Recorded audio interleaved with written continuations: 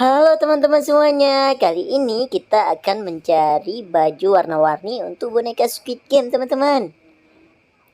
Boneka Squid Game ini dia menggunakan baju berwarna orange.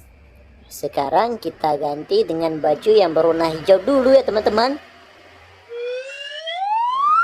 Nah, bagaimana penampilan boneka Squid Game ini dengan baju warna hijau?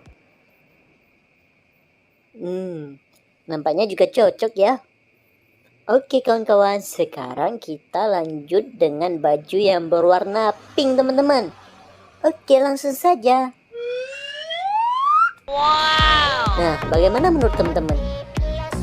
Boneka Squid Game nampak makin manis dengan baju yang berwarna pink ya teman-teman. Oke, sekarang kita lanjut dengan baju yang berwarna ungu. Wow. Bagaimana menurut teman-teman? Sekarang boneka Squid Game memakai baju yang berwarna ungu. Apakah ini cocok? Oke, selanjutnya kita ganti dengan baju yang berwarna biru teman-teman. Nah, kalau yang ini bagaimana pendapat teman-teman? Oke, coba teman-teman tulis di kolom komentar. Oke, terima kasih. Sampai ketemu di video berikutnya. Dadah.